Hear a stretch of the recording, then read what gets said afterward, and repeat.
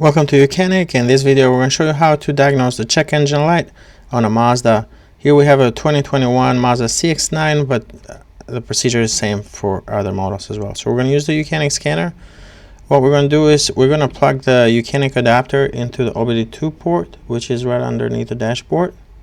And once you do that, then you can go ahead and turn on the ignition, press the start button twice. You can use the key fob to press the start button twice without pressing the brake pedal, and that will turn on your ignition, and all the dash lights are going to be on. And so once you have done that, you can turn on the YOUCANIC scanner, and then you go to diagnostics and then select Mazda, and then you can select smart VIN. That's going to detect the correct Mazda model that you are working on, and then you press yes when you see your car, and then you go to control modules, and then there's powertrain control module, which is right here. That's responsible for the engine, your check engine light, and any issues that might be going on with the engine emissions and so on. So first thing you can do is you can read the codes, and you can read DTCs, powertrain with the engine off or with the engine running, but we're going to go with this first one. Select yes. We already turned on the ignition. Now we'll press yes there as well, and then just give it a second for it to communicate with the car. And then right here you can see the codes.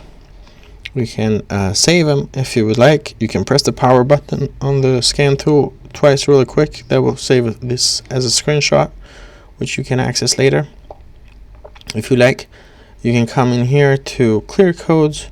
Now if the full code is an old code that's not no longer present, no longer an issue, then you'll be able to clear it like we did here. But if they have an issue that is still ongoing, like you have a bad ignition coil, let's say, that's still defective, you're not going to be able to clear that code. Even if you do and it says code's cleared, you're going to start the car, drive it for 5 minutes, and that code will return. So keep that in mind. So old codes are no longer an issue, will clear, but codes are currently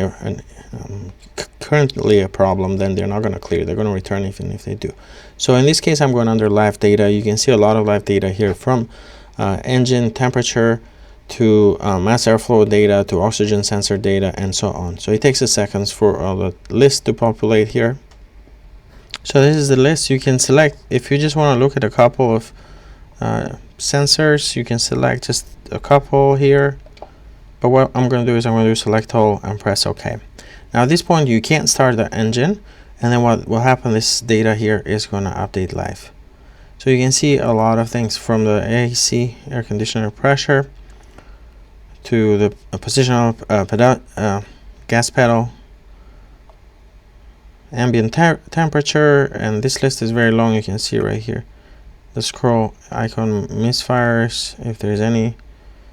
So if you have any intermittent misfires, that's just they're not triggering on the check engine light, but they're happening intermittently. So what will happen is this count here will go up, will go 0, 1, 2, and so on the cylinder that has that issue. But RPMs and so on, this list is very long. Engine oil temperature, and so on. So I'm just scrolling through it really quick, but if you just anywhere you want, you can just stop, and then the data will update here live as it changes. So you can even check the odometer and so on. Now here on the left you have the option to graph things. You can click multiple graphs. This is helpful because what you can do is you can look at, for example, O2 sensors. You scroll on this list until you find the sensor you want to, and then you can compare it. So both of them are going to stream live here. So this is good when you want to compare live data and see what's going on. But let's go back really quick. And then there's active tests for the engine as well. So this is going to vary between the year and the model. But there is a number of active tests you can do. You can see here, air conditioning, compression switch, you can turn that on and off. Desired RPM, you can use a scanner to set that. Cooling fan, evap valve, you can turn that on and off. The fan, fuel pump, you can test that. For example, you can test the fuel injectors, turn them on and off. If you suspect you have a bad one, you can confirm by turning it off. And if you if let's say we suspect injector 1 is bad, cylinder 1 is misfiring, so it's running rough, it's we can come in here with the engine running, we turn it off. If the injector is already bad, turning it off will make no difference on the engine. But if the injector is good, turning it off, now you have probably you're gonna have the engine get even worse. So there's a lot of things that you can do. I'll turn that back on. It says condition not correct. I don't have the engine running. You can see on the top left here, 12.4 volt. That is with the engine not running. But once you run the engine, then you'll be able to turn that off. Fuel pump, for example. Fuel pump is off. You can turn that on, and you can turn it off down here, and so on. So I'm just gonna scroll through these tests really quick, and you can see the different tests that you can do. Now keep in mind there's also maintenance functions, and those are a little bit different.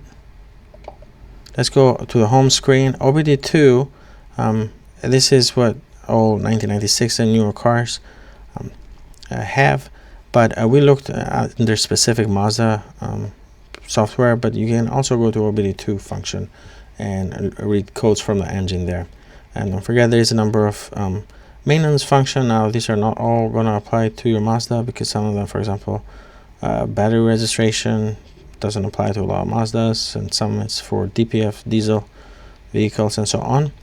But you can there's a number of functions here that will still apply to your Mazda. So thank you for watching YOUCANIC, where you can be the mechanic.